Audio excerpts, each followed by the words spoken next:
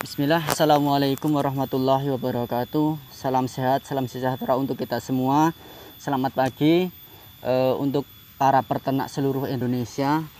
Dalam kesempatan video kali ini kita akan membahas seputar pakan hijauan, yaitu rumput odot. Nah, nanti dalam video kali ini kita akan membahas rumput odot dari segi manfaatnya, cara pengolahannya, cara pemberiannya, cara penanamannya. Itu nanti kita akan bahas dalam video kali ini. Maka dari itu jangan lupa untuk like, comment, and share, dan tentunya juga untuk di subscribe agar gak ketinggalan video-video dari kami.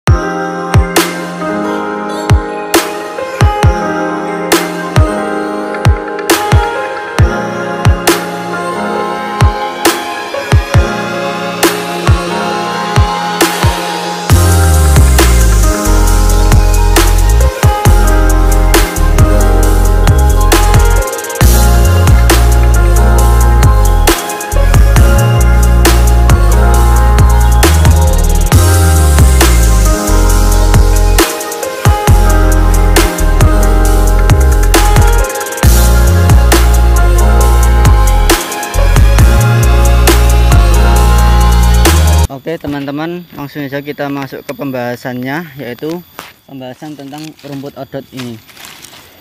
Dari pengertiannya, rumput odot merupakan salah satu varietas rumput gajah. Di luar negeri biasa disebut dengan sebutan mud elephant grass. Tanaman ini mampu tumbuh pada saat musim kemarau dengan tingkat kesuburannya yang sangat rendah. Jadi teman-teman kalau mau menanam rumput odot pada saat musim kemarau ini tentunya tidak ada halangan, karena rumput odot ini tidak terlalu manja. Maksudnya tidak terlalu manja, tidak sangat membutuhkan air yang sangat banyak. Ya, tidak sangat membutuhkan air yang sangat banyak. Bahkan di saat musim kemarau saja, dengan kita pemupukan yang sangat rutin, dengan penyiraman yang sangat rutin, itu bahkan bisa hidup pada saat musim kemarau. Apalagi saat musim penghujan kayak gini, dia kalau mau tumbuh itu pasti sangat senang untuk bisa berkembang biak di tanah yang subur kayak gini pada saat musim kemarau. Nah, dari produksi yang cukup tinggi dari rumput odot tersebut menjadi keunggulan tersendiri bagi rumput odot. Terlebih pada saat musim penghujan, batang rumput odot ini, batangnya ini kalau kita berikan pada ternak kita, kambing maupun domba, bahkan sapi, itu sangat terasa lunak, karena setiap hari terkena air hujan dan jarang untuk terkena kepanasan itu, jadi membuatnya batang ini menjadi lunak. Beda dengan pada saat musim kemarau. Pada saat musim kemarau kan jarang mendapatkan air, jadi batang itu terlalu keras, dan bahkan kalau kita berikan secara langsung untuk ternak kita, domba maupun kambing, itu bahkan agak aras-arasen untuk memakannya. Bahkan kita harus membantu dengan mencacahnya dengan halus terlebih dahulu. Sedangkan dengan pemberian pada saat musim kemarau, pada saat musim penghujan kayak gini, kita berikan secara langsung aja, kambing atau domba itu bahkan sudah gimana ya, sudah bisa merasakan, oh ini lunak, karena ya saat musim penghujan kayak gini kan terus tersiram air, dan bahkan batangnya bisa menjadi lunak. Keunggulan lain dari rumput odot adalah jumlah nutrisinya. Nah, dari jumlah nutrisi yang terkandung dalam rumput odot ini sangat tinggi, adalah dengan jumlah nutrisi yang cukup tinggi dibandingkan dengan rumput gajah. Nah, jika kita bandingkan dengan rumput gajah ini, nutrisi yang terkandung dalam rumput odot tersebut jauh lebih tinggi, jauh lebih bagus untuk hewan ternak kita. Sebagai ilustrasi, jumlah protein kasar yang ada dalam daunnya. Nah, yang ada dalam daunnya ini mencapai 12-14%. Bahkan ada yang mencapai 17% itu dari nutrisi yang terkandung dalam rumputnya. Di samping itu tingkat kecernaan. Nah, tingkat kecernaan itu pada rumput odot itu mencapai 65 sampai 70%. Jadi tingkat kecernaan itu di dalam tubuh kambing itu mencapai 65 sampai 70% dan sangat disukai oleh ternak, baik kambing maupun domba maupun sapi.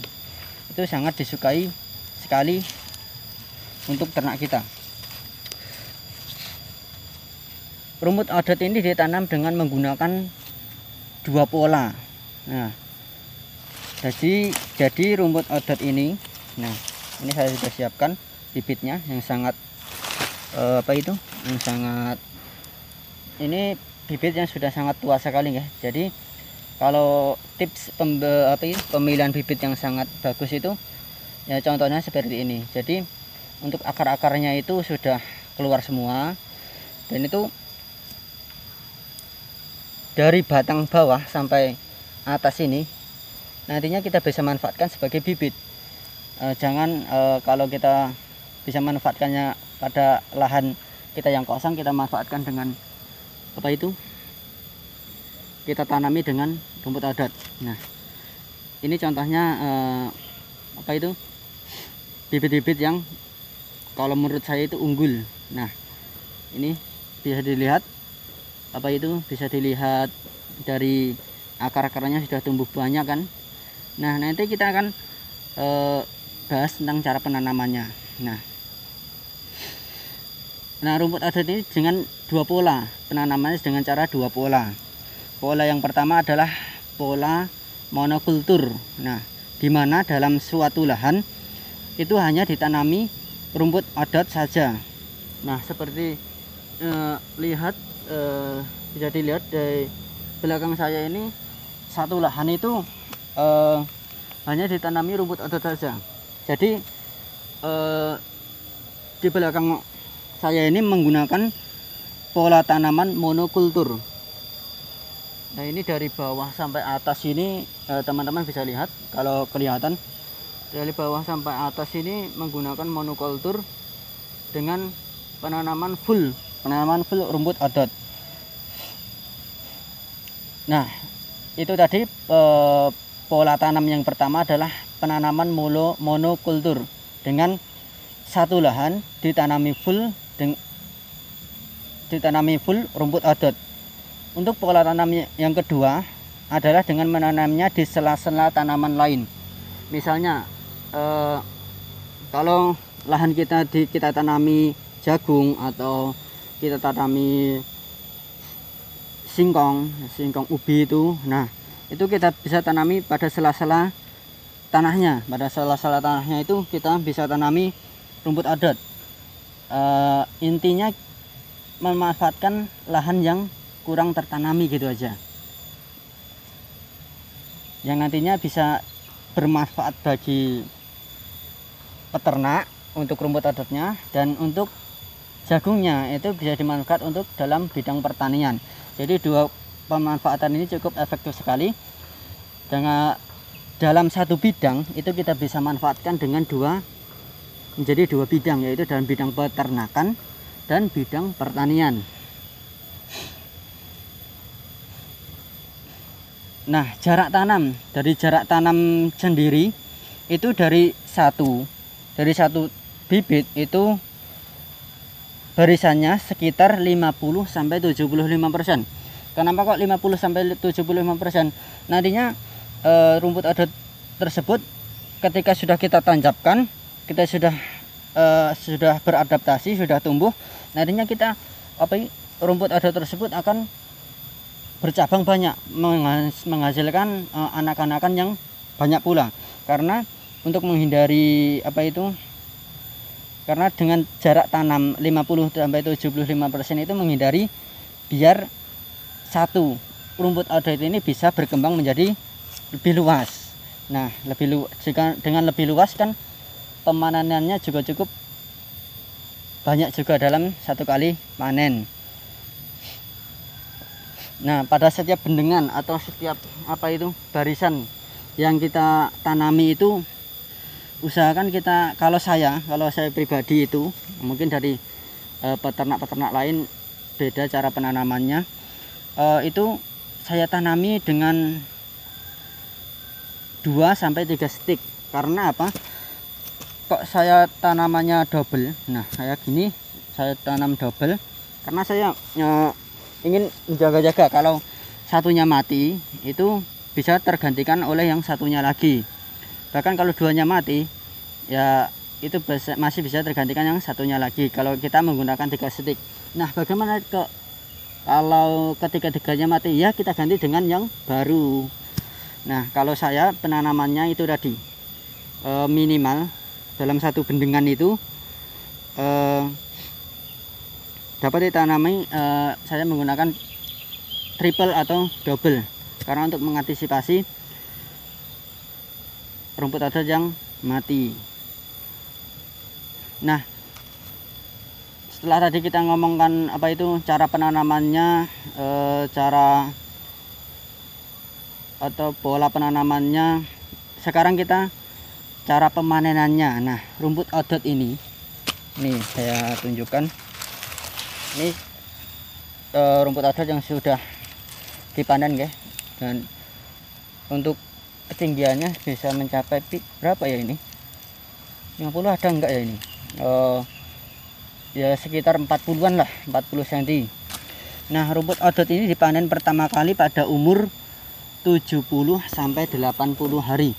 Jadi ketika kita berawal dari tanam, kita tunggu sampai 70-80 hari baru kita bisa panen. Beberapa ciri yang diamati saat rumput outdoor bisa siap dipanen adalah saat ruas-ruas batang itu berukuran sampai 15. Ruas-ruasnya berukuran 15 cm, dan seperti yang saya katakan tadi, akar-akarnya sudah mulai keluar, itu tanda-tandanya sudah tua juga dan sudah siap untuk dipanen. Nah, untuk pemanenan kedua dan selanjutnya itu biasanya itu berumur 35 hari sampai 45 hari. Jadi berbeda dengan pemanenan pertama. Yaitu pemanenan pertama kan 70 hari sampai 80 hari. Nah, itu udah karena rumput outdoor itu harus beradaptasi dulu dengan tanah yang kita tanam. Selanjutnya kalau sudah bisa beradaptasi dengan pemanenan pertama itu berhasil, nah untuk pemanenan kedua sampai selanjutnya itu kita tunggu dengan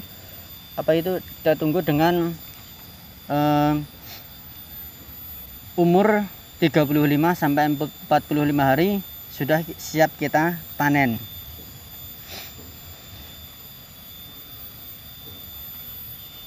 Nah, untuk usia pemanenan 30 sampai 45 hari itu kita itu pemanenan pada saat musim penghujan ya.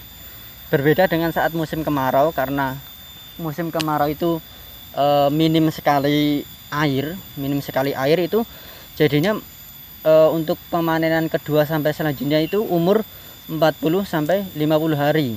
Jadi sangat berbeda ya, beda tipis lah. Karena kan juga dimaklumi juga karena musim penghujan sama musim kemarau kan tingkat air itu juga sangat menipis, bahkan sangat menipis sekali itu pada saat musim kemarau.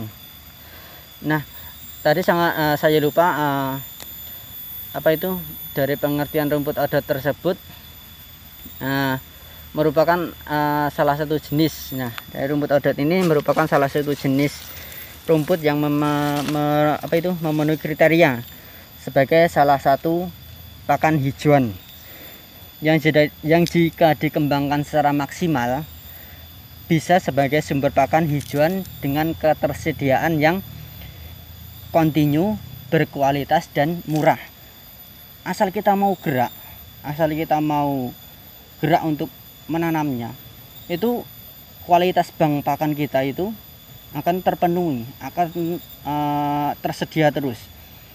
Ya berbeda dengan kalau kita malas-malasan tidak mau bergerak, itu beda sekali itu. Sangat beda, karena intinya kalau kita mau bank pakan kita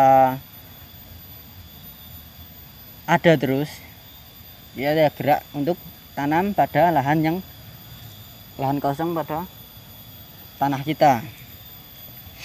Dan sedikit informasi, untuk pakan ternak itu yang paling utama adalah hijauan. Nah, untuk pakan utama ternak kambing, domba maupun sapi adalah hijauan. Nah, hijauan itu terdiri dari apa saja? Nah, hijauan itu terdiri dari rumput lapangan dan rumput tanam. Nah, rumput tanam di sini contohnya seperti rumput odot ini. Nah, karena apa?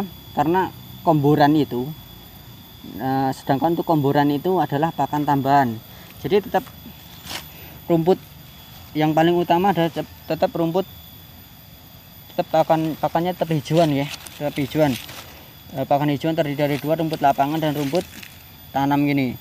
Rumput tanam ini contohnya seperti rumput odot, dan bahkan masih banyak lagi di belakang saya ini. Ada rumput gajah, rumput apa itu? Rumput pakcong juga ada sih. Mungkin yang saya bahas kali ini hanya rumput odot saja. Oke, terima kasih teman-teman yang sudah menonton dari awal sampai akhir seputar pembahasan tentang rumput odot ini. Jika ada yang ingin ditanyakan, silahkan tuangkan di kolom komentar.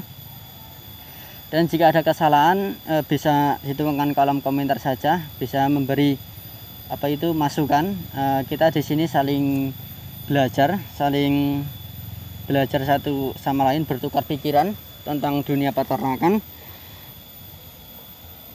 Oke, saya akhiri dulu. Bila ada salah katanya saya mohon maaf. Wassalamualaikum warahmatullahi wabarakatuh.